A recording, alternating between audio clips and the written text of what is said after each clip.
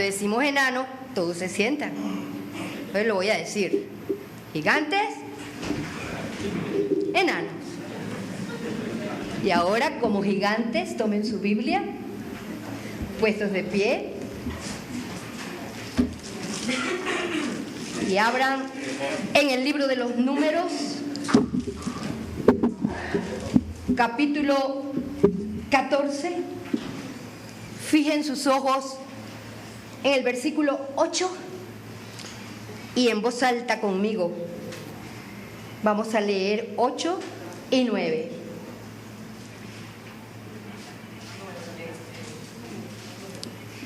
Los estoy esperando.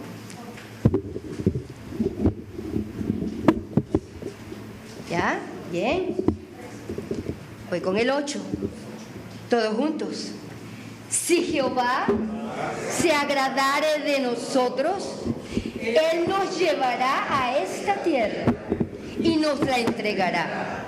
Tierra que fluye leche y miel. Por tanto, no seáis rebeldes contra Jehová, ni temáis al pueblo de esta tierra, porque nosotros los comeremos como pan.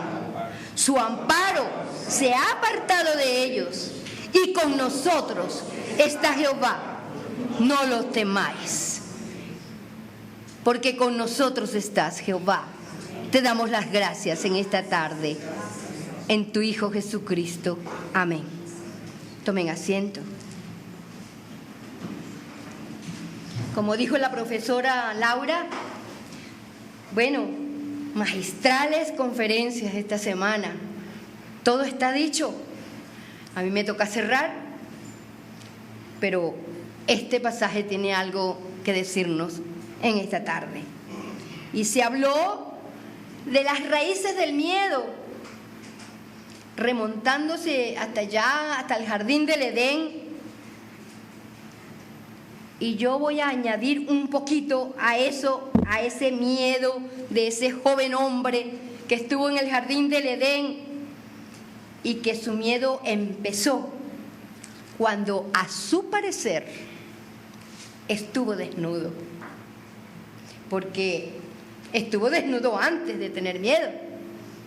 Y solo ahora, cuando él se había apartado de la senda adecuada y tomó la senda equivocada, cuando se apartó del cauce que Dios le había trazado, entonces él se vio desnudo delante de Dios y, por supuesto, tuvo miedo.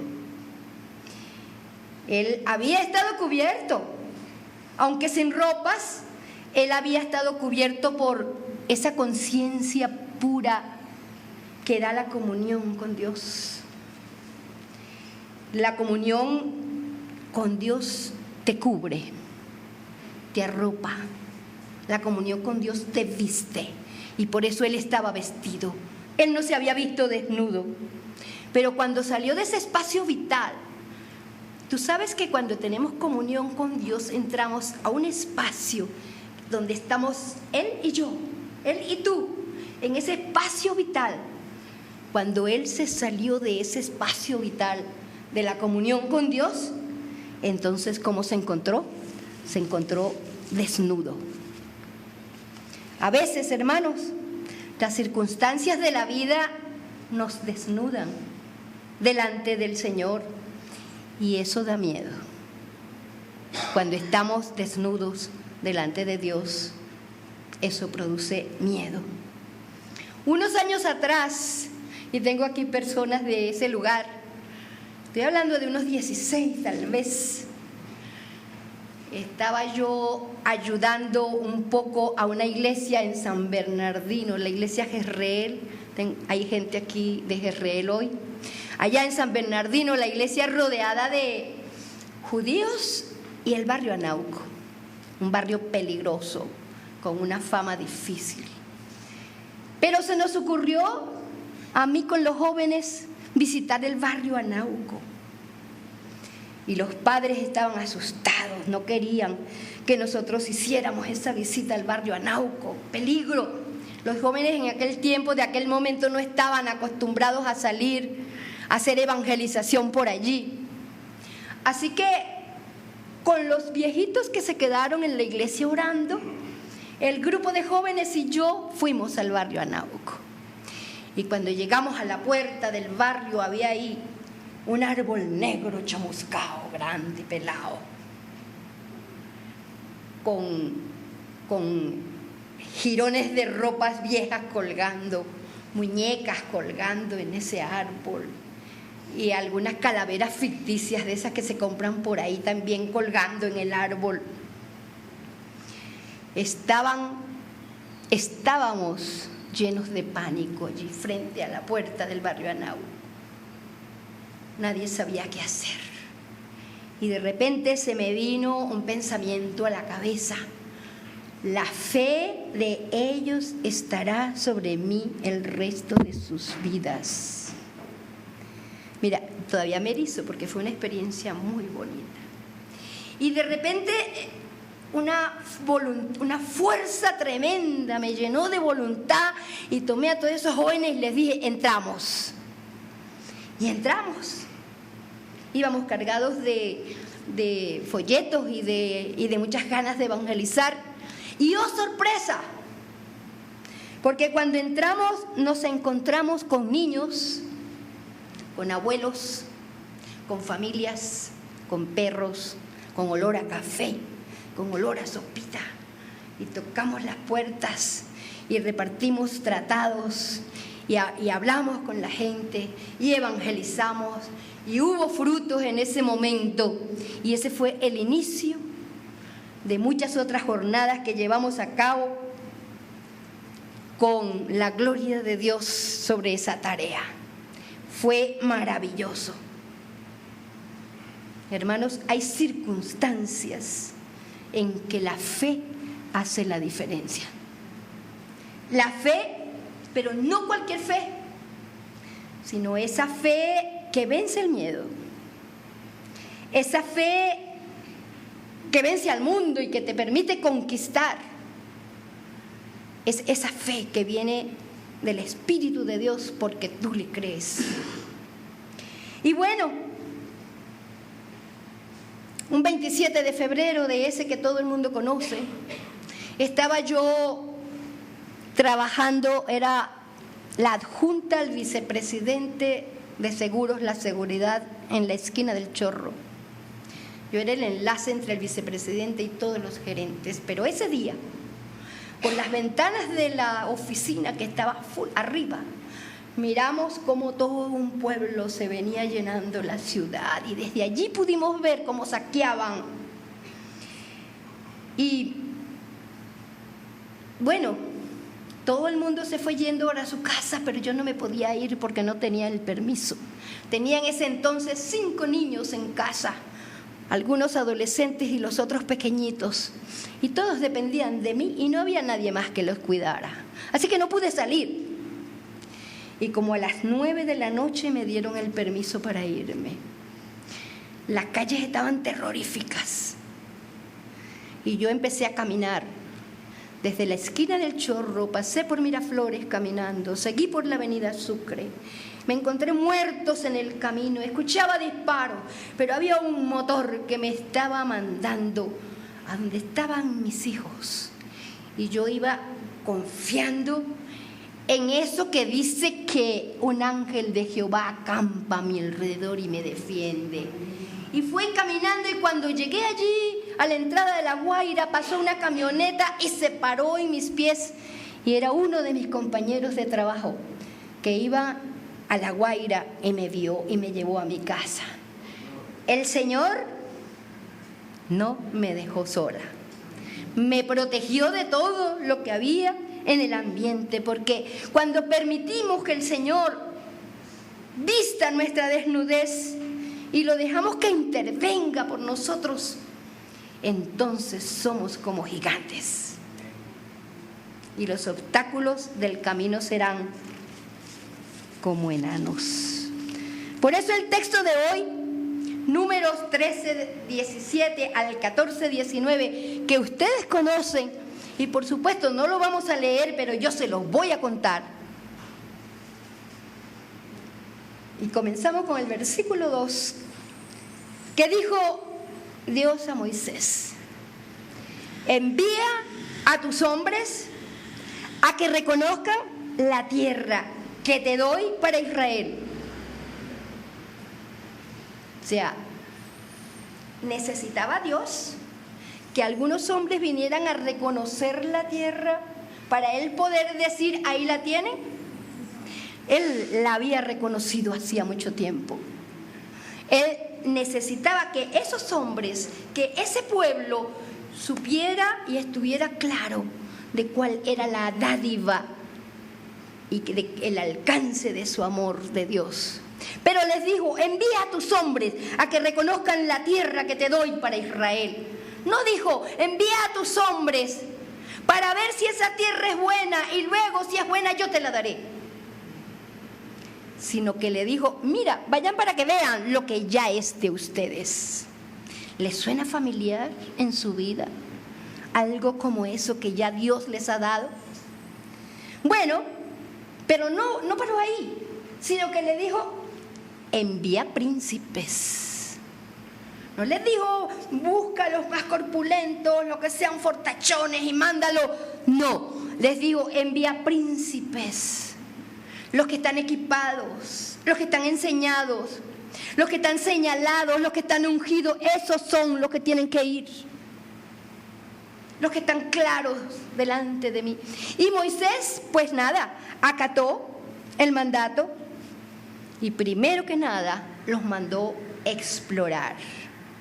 Los psicopedagogos primero exploramos para luego dar un diagnóstico y después hacer un tratamiento. Bueno, él los mandó a explorar, pero después les pidió el diagnóstico. Y les dijo, suban ese monte y observen. Hasta científico era. ¿Qué? Ir, observar, anotar, experimentar. Eso es científico. Y allí les dijo, suban ese monte y observen. ¿Y qué es lo que van a observar? ¿Cuáles son las fortalezas? ¿Cuáles son las debilidades? ¿Cuál es la cantidad? ¿Cuál es la condición? ¿Cuál es la vulnerabilidad? Si hay plazas abiertas o hay muros. ¿Cuáles son las posibilidades de producción? Tremendo, tremendo mandato. A veces pienso que Satanás también hace esa exploración. Y también hace su diagnóstico y también ve cuáles son las fortalezas, cuáles son las debilidades, cuáles son, si hay plazas abiertas o hay murallas por donde no pueda pasar. Pero bueno, esto fue un trabajo para misioneros. Me imagino que aquí hay misioneros sentados. Esto fue un trabajo para pastores. Hay pastores y pastoras aquí. Esto fue un trabajo para maestros. Hay maestros y maestras aquí. Este es un trabajo que Dios nos manda a hacer.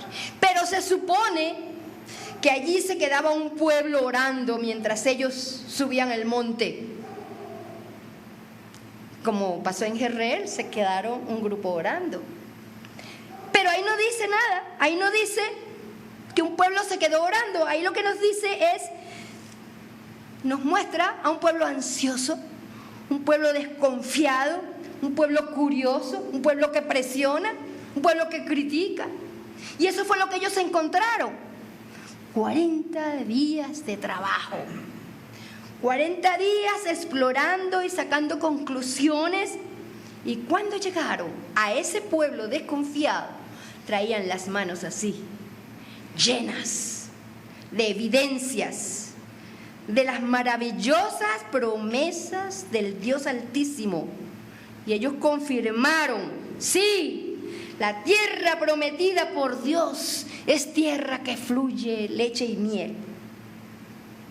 Lo dijeron, pero enseguida se les chispoteó la inclinación a estar desnudos.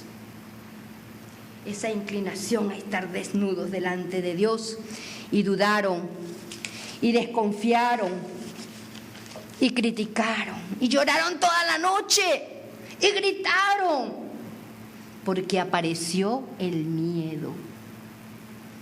El miedo.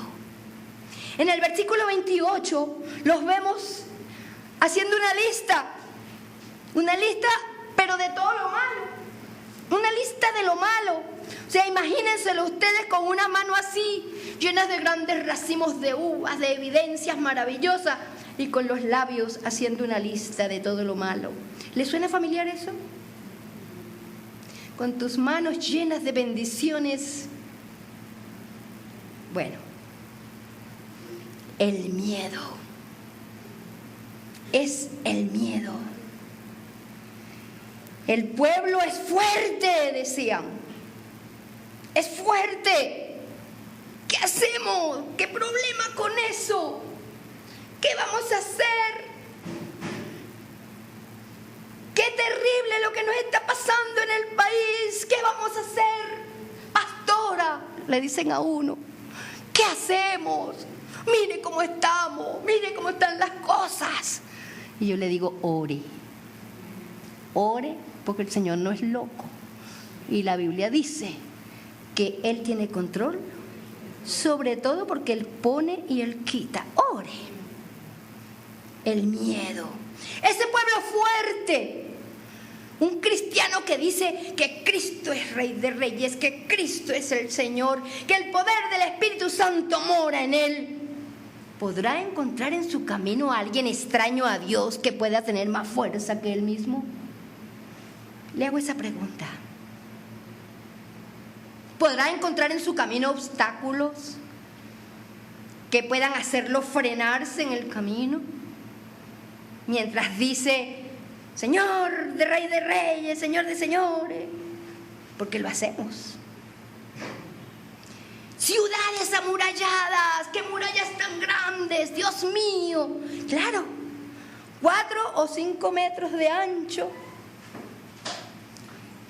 y 10 o 15 metros de altura, hecha por los ixos del Nilo, qué impresión. Y nosotros ahí frente a esas murallas, ¡qué terrible! ¡Hay muchas murallas! ¿Y qué? ¿Y qué? Si la promesa del Señor era la tierra de Canaán es la que yo le doy al pueblo de Israel.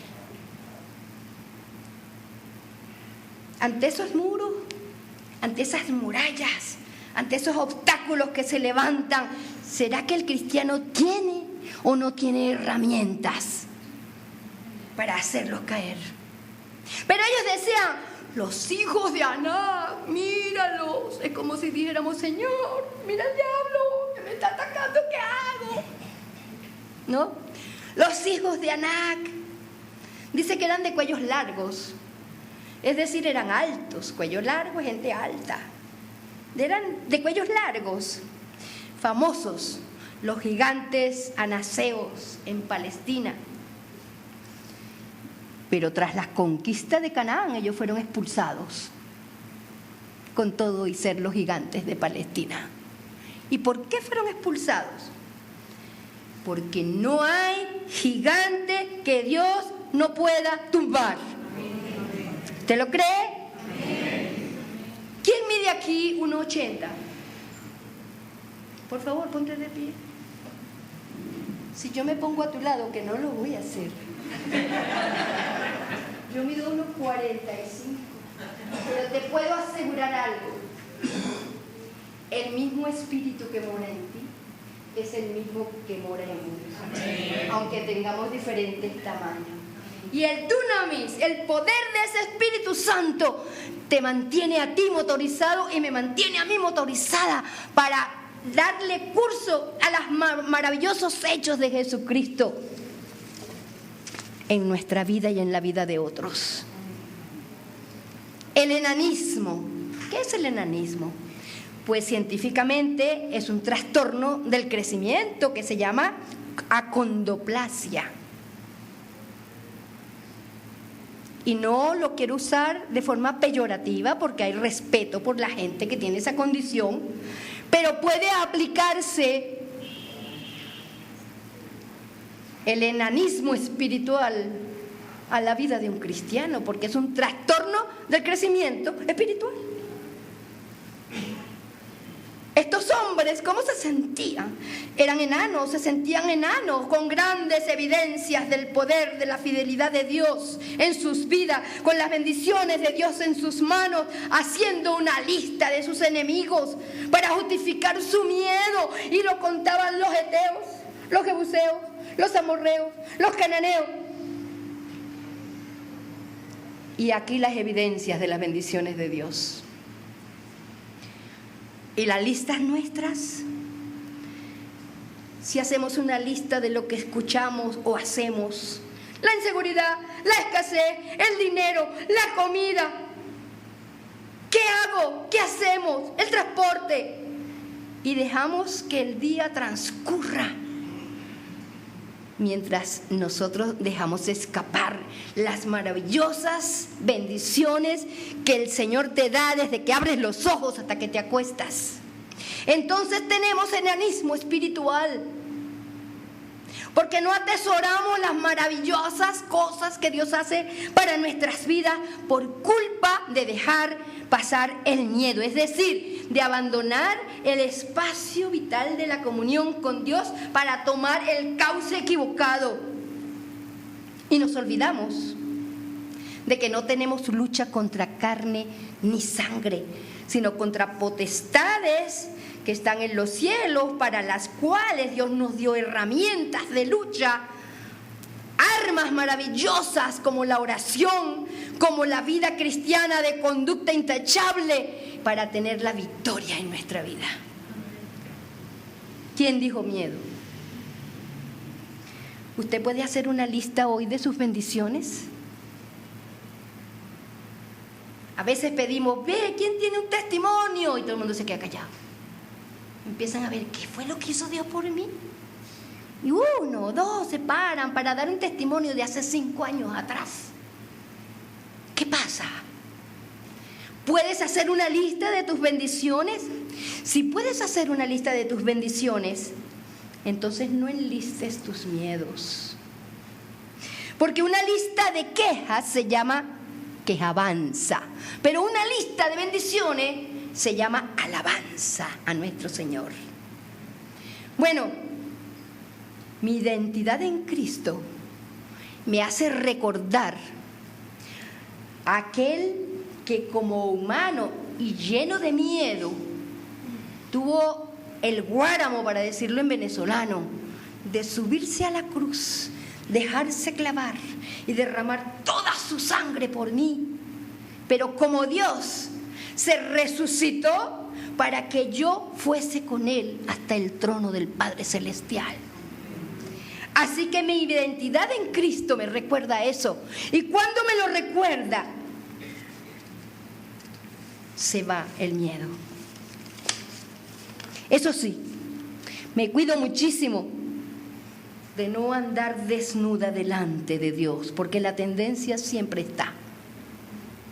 Cuidarte muchísimo de no estar desnudo delante de Dios. Este pueblo del que estamos hablando venía con reminiscencias de la esclavitud. Estuvieron todo el éxodo descontentos.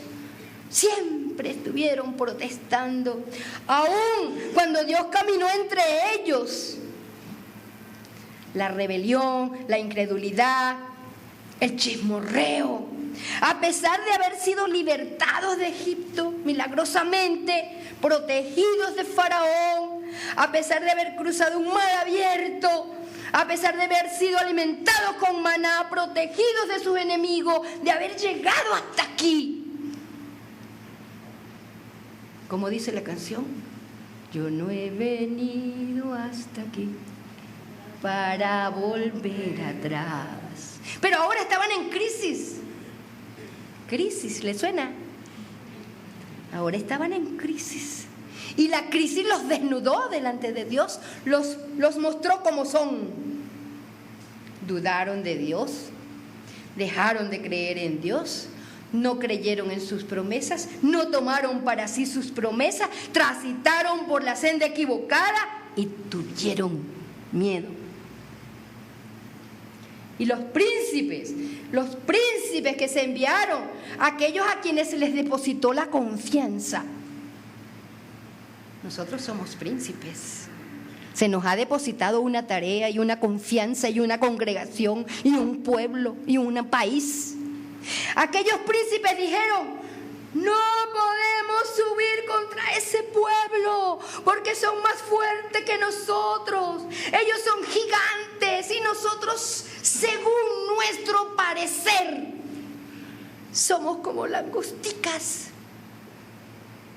En las Islas Canarias, que están al frente del África, que yo tengo mi familia ahí y voy, viene del África un enjambre de langostas, un enjambre de ese animalito que ellos dijeron, ¿verdad? De langostas. Son rosadas, chiquiticas así, y vienen como una nube. Se posan en las montañas, en los árboles, en los jardines, en las plantas, y en un minuto tú cierras los ojos y cuando los abres todo está pelado, no queda ni una hoja. Se lo comieron todo y lo que quedan allí es rosado, todo rosado, porque una vez que comen se plantan allí. Y ellos dijeron: nosotros somos como langostas. Estaban declarándose como seres destructivos. No estaban siendo ese creyente agradecido de Dios que les dio todo y que les estaba dando más aún. Pero se dijeron: enanos, somos como enanos. A nuestro parecer. Qué bueno que está escrito eso allí de a nuestro parecer. ¿Cómo ves tú las cosas según tu parecer? ¿Cómo vemos nosotros, el pueblo de Dios, nuestras cosas en este territorio según nuestro parecer? Les voy a contar algo muy, muy duro. En lo que va del año 2016, yo tengo conocimiento de 5 casos de cristianos en suicidio. Se suicidaron.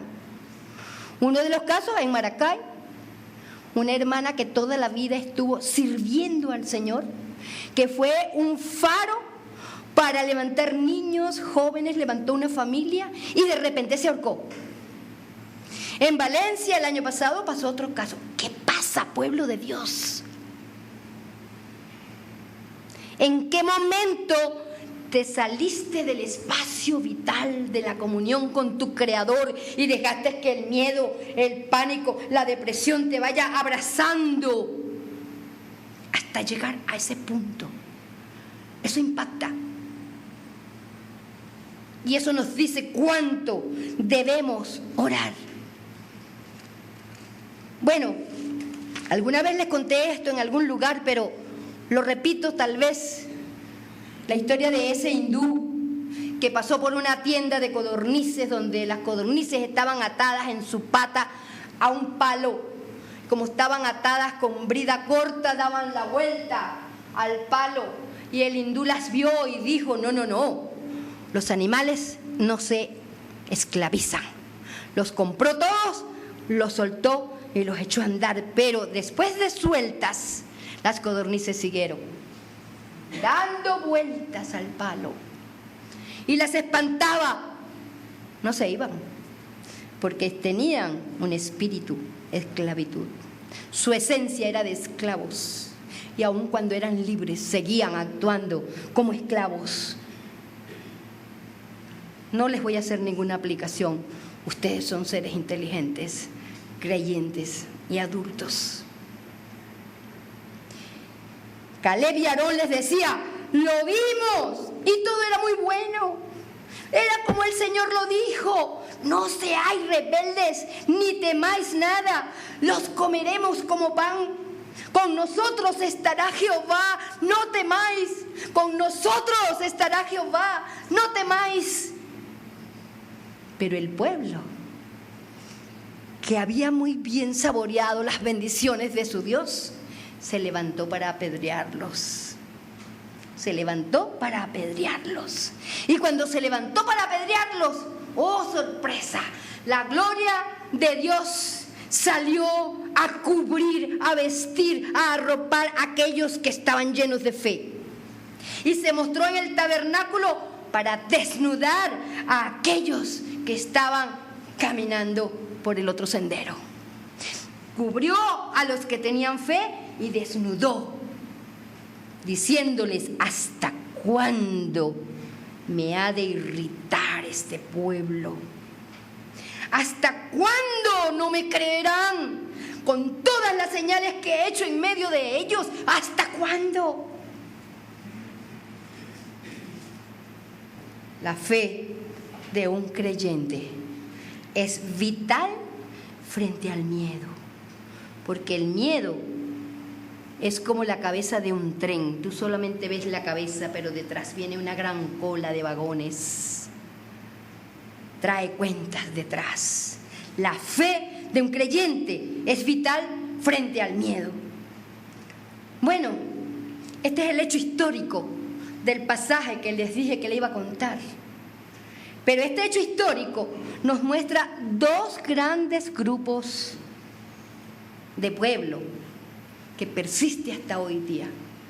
El primer grupo son cuando se ven las cosas desde el punto de vista humano, generando un pueblo incapaz de discernir a pesar de la fidelidad de Dios.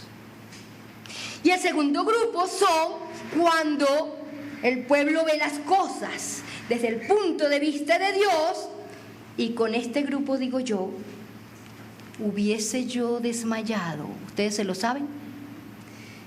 Sino que, si no creyere que veré la bondad de Jehová en la tierra de los vivientes. A este primer grupo se le puede decir que el miedo nos hace jugar ese juego de gigantes y enanos. El miedo nos hace jugar ese juego.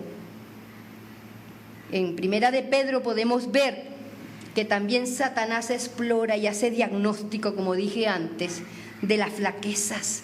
Y si te ve desnudo delante de Dios, su arma más mortífera es tu miedo. Su arma más mortífera es el enanismo espiritual. Su arma más mortífera es cuando el miedo te hace sentir inferior o te hace sentir con la autoestima baja. Y si enfrentamos la vida desde la óptica del enemigo, corremos 4 peligros.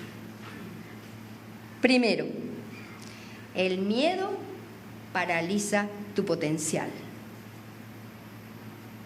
Aquellos hombres descalificaron las promesas de Dios, las evidencias de la presencia de Dios, y el miedo los llevó a una trágica pérdida de su potencial humano, a no recibir tremendo regalo que Dios les estaba dando, a tener una posibilidad trunca, a tener dones desperdiciados.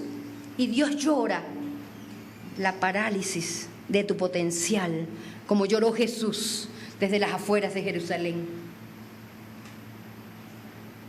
La segunda cosa es que el miedo destruye tus sueños. Ese pueblo tenía un sueño. Habían recorrido muchos años por un sueño. Pero a pesar de haber soñado con un paraíso de leche y miel, a pesar de que estaban en posición de tomarlo, a pesar de que sus líderes le dijeron tomémoslo, ellos paralizaron, destruyeron sus sueños en ese momento. El Espíritu Santo te ayuda a soñar sueños atrevidos. Este es tiempo de soñar sueños atrevidos para la iglesia de Dios, para los líderes de Dios. Es tiempo de que sueñes osadamente, de que tomes territorios, de que vayas adelante con esa espada maravillosa que Dios ha puesto en tus manos, de que le dejes el dunamis del Espíritu Santo moverse en ti y sacarte del ostracismo, y sacarte de la comodidad, y sacarte de las bancas para lanzarte a salvar lo que ha estado perdido. En tercer lugar, el miedo arruina tus relaciones, tu relación con Dios y tu relación con tus semejantes. Con Dios, porque allí lo leímos: ¿hasta cuándo este pueblo me irrita? Mi miedo hace mentiroso a Dios, porque Él te promete protección, Él te promete provisión, Él te promete cubrirte y vestirte.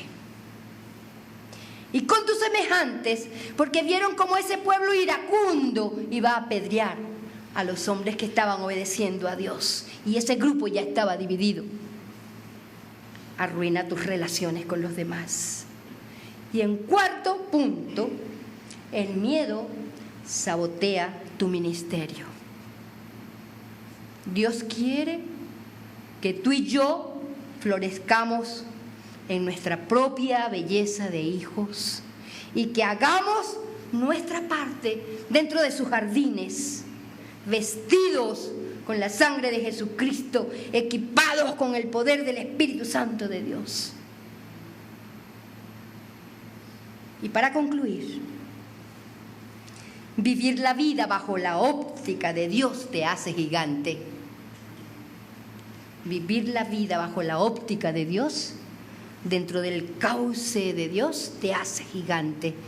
La vida cristiana es como un río y el cristiano va en medio de su cauce, un río que lleva al mar, siendo el mar Dios mismo. La vida cristiana es como ese río, tú vas en medio del cauce siempre. Si te sales del cauce con tus pies en las orillas del río, lo que encuentras es barro. Cuando vuelves al cauce traes barro en tus pies. Él nos manda a estar en medio de ese río, agua que brota para vida eterna, con abundancia, que salpica a otros. Y repetimos ahora el mismo versículo con que empezamos, el 8 del 14. Pero ahora lo vamos a hacer aplicándolo a nuestras propias vidas.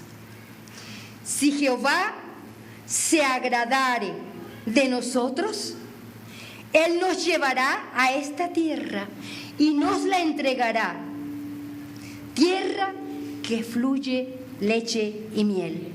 Ahora lo digo para mí, para que tú lo digas para ti. Por tanto, no seré rebelde contra Jehová.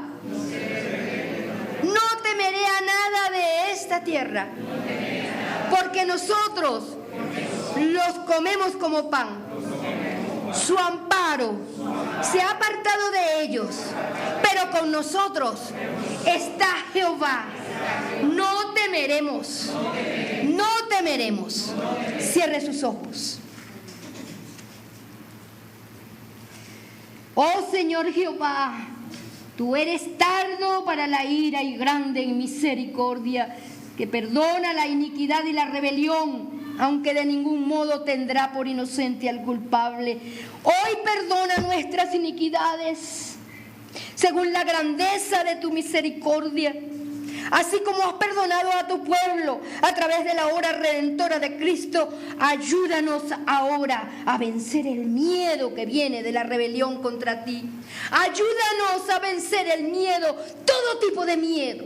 Echamos fuera en tu nombre todo tipo de miedo de nuestras vidas, de nuestra familia, de nuestro país. Y ayúdanos a abrazar las fuerzas y el poder que viene del Espíritu Santo que mora en nuestras vidas. Amén y amén. Dios le